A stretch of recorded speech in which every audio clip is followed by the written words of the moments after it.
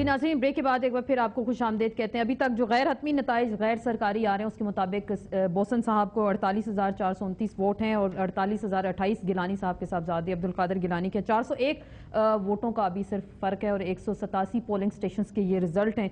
عباسی صاحب بڑے کلوز جا رہے ہیں دونوں کینڈیڈیٹس، تو نگران سیٹ اپ پہ اگر ذرا ہمیں بتا دیں، پیپلز پارٹی اور نون لیگ میں کچھ مکا ہو گیا کہ وزیر اعلیٰ پنجاب میں تمہارا اور سندھ میں ہمارا اور وزیر اعظم پھر ہمیں چاہیے، پیپلز پارٹی یہ کہہ رہی ہے اس وقت؟ دیکھیں، اگر اس قسم کی انڈرسٹینڈنگ یہ کرتے ہیں تو میرا خیال ہے کہ بہت بڑی زیادتی ہوگی پورے اس سسٹم کے ساتھ اور سارے الیکشنز کے ساتھ بڑی زیادتی ہوگی۔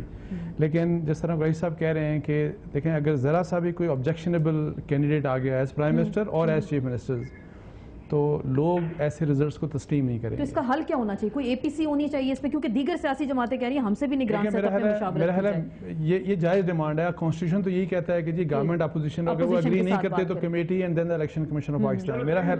میرا خیال ہے کہ جس طرح قریشی صاحب کہہ رہے ہیں نا کہ اور میرا خیال ہے اس کا انڈیکیشن نواز شریف صاحب نے بھی دیا ہے۔ کیوں قریشی صاحب کوئی مکا ہو گیا آپ کا نون لیگ کے ساتھ نگران حکومت کے حوالے سے؟ جمہوریت کا یہی خاصہ ہے کہ گفتگو چلتی رہتی ہے، ایک ابھی کچھ بھی نہیں ہونے والا۔ جو اسمبلیوں سے باہر بیٹھے وہ کہہ رہے ہیں ہمارے ساتھ اب اس میں یہ جو ہم نے بھی سنا ہے، ابھی کوئی ایسی بات نہیں ہے کہ عمران خان صاحب اور نواز شریف صاحب نے کہا میں ان سے بھی بات کروں گا۔ عمران خان صاحب بھی اس بات پہ متفق ہو گئے ہیں کہ ہم اپوزیشن میں ہیں، تو باہر بھی بیٹھے ہوئے ہیں اور جو بیٹھ کر مشاورت کی جا سکتی ہے میاں نواز شریف صاحب کر رہے ہیں عمران خان کے ساتھ، جماعت اسلامی کے ساتھ۔ اگر زرداری صاحب صدر ہیں، پی ٹی آئی کہتی ہے ہمیں زرداری صاحب کے زیر صدارت الیکشن چیف الیکشن ابراہیم صاحب جو نون لیگ نے دیا ہے، ہم نے نہیں دیا، نام انہوں نے دیا ہے۔ اگر وہ بیٹھے ہوں تو کسی کی ضرورت ہے کوئی مداخلت کرے؟ دیکھیں، اس میں آپ میڈیا کا پروپیگنڈا استعمال کر سکتے ہیں، میڈیا کو استعمال کر سکتے ہیں، پی ٹی وی کو استعمال کر سکتے ہیں، آپ یہی جو آپ کے وسائل ہیں وہ آپ استعمال کر سکتے ہیں، فیڈرل گورنمنٹ استعمال کر سکتے ہیں، کوئی نیا تو نہیں ویسے فیڈرل گورنمنٹ اور پروونشل گورنمنٹ سب استعمال کر سکتی ہیں۔ سو پرائم منسٹر کا انتہائی انڈیپینڈنٹ ہونا اور تمام سٹیک ہولڈرز کا، میں کہہ رہا ہوں صرف پارلیمنٹ کے اندر نہیں بلکہ جو باہر بھی پارٹیز ہیں ان تمام کا اس پرائم منسٹر کے اوپر اعتماد بہت ضروری ہے۔ اگر نہیں ہوتا اعتماد، شاہ محمود قریشی صاحب، اگر پیپلز پارٹی نون لیگ اپنا ہی بیٹھ کے طے کر لیتے ہیں جی چیف منسٹر ادھر ان کا اور وزیر اعظم ان کا، لیکن اگر الیکشن کمیشن آزاد اور فعال ہوگا، کیا اس سے پھر الیکشن آزاد، صاف، شفاف ہو سکتے ہیں اگر کیئر ٹیکر سیٹ اپ ان دونوں پارٹیز کے اپنے ہو جائیں؟ آسمان میں پہلے عرض کر چکا ہوں، نہیں ہو سکتے۔ الیکشن کمیشن کو، ایک آزاد الیکشن کمیشن کو ایک نیوٹرل نگران سیٹ اپ کی ضرورت ہے۔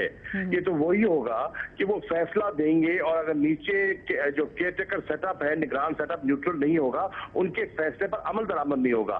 آج سپریم کورٹ فیصلہ کرتی ہے، حکومت عمل درآمد نہیں کرتی، تو وہ افیکٹونیس کیسی ہوگی؟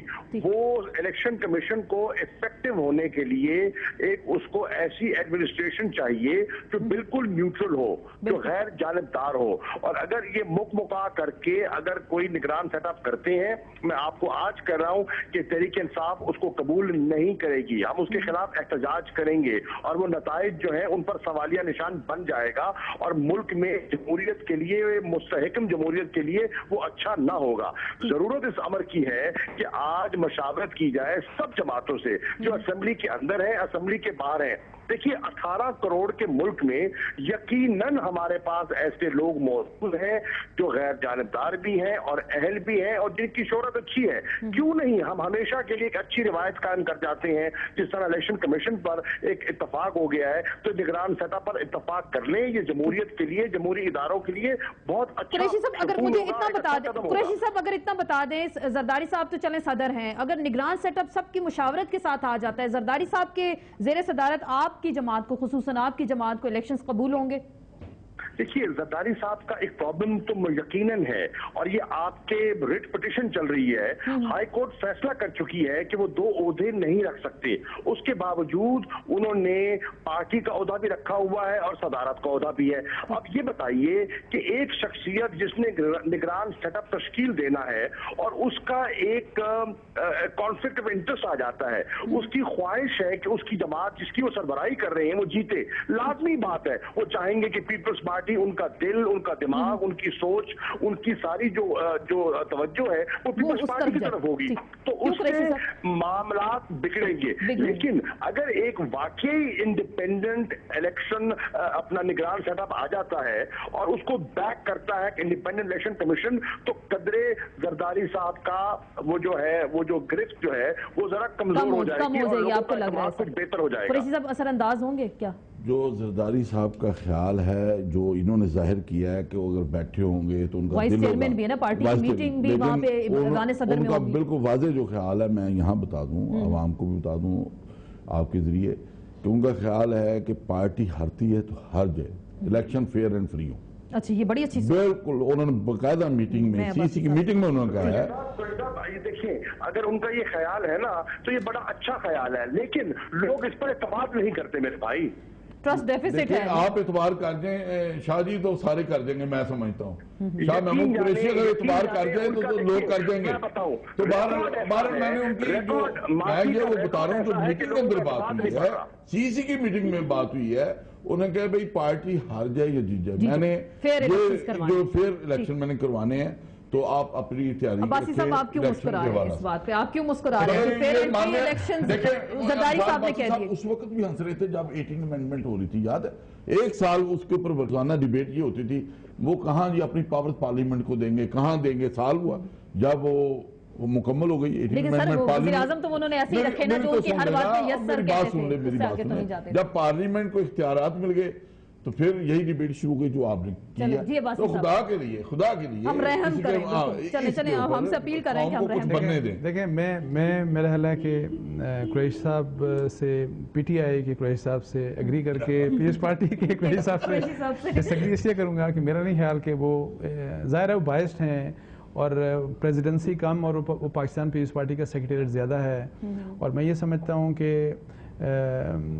इसमें तो चूँकि कॉन्स्टिट्यूशन का स्पिरिट जैसे है, जिस तरह कोर्ट ने फैसला दिया कि प्रेसिडेंट साहब 2 ऑफिसेज होल्ड नहीं कर सकते, और जब तक 2 ऑफिसेज होल्ड करेंगे वो अपना इन्फ्लुएंस डेफिनेटली इस्तेमाल करेंगे। लेकिन एट द सेम टाइम मैं आपको ये बताऊँ कि अगर प्राइम मिनिस्टर न्यूट्रल होता है तो फिर आज जितने इन्फ्लुएंशियल हैं प्रेसिडेंट जरदारी साहब, उस वक्त वो इतने इन्फ्लुएंशियल नहीं हो सकते। आपको लग रहा है न्यूट्रल प्राइम मिनिस्टर आ सकता है? देखें जो अगर कॉन्स्टिट्यूशन की मैं आपको बताऊं कि जो प्रोविजंस हैं उसके तहत आना तो चाहिए, और अगर इस किस्म का मिलाप हो जाता है पीएमएलएन और पाकिस्तान पीपल्स पार्टी में, जिसका आपने इंडिकेशन दिया पंजाब एंड सिंध, और उन्होंने कहा हमने चीफ इलेक्शन कमिश्नर आपकी मर्जी का लगाया। मेरा ख्याल है देखें, फिर आगे ही 58% लोग नफरत कर रहे हैं जमहूरियत से, तो फिर मेरा ख्याल है 58 से ही जम करके 80-90% हो जाएगा। ऐसा नहीं करना चाहिए। मजीद बात करते हैं, मुझे ब्रेक लेनी है, ब्रेक के बाद इसी पे बात करेंगे कि 58% जमहूरियत से बेजार क्यों है, और 58% ही जमहूरियत पे इक्तसादियात को फौकियत देते हैं कि पाकिस्तान की माशी हालत बहुत अबतर है, तो वो ज्यादा बेहतर होनी चाहिए, जमहूरियत को सेकंड प्रायोरिटी में रखना है। इस पे बात होगी एक मुख्तसर से ब्रेक के बाद।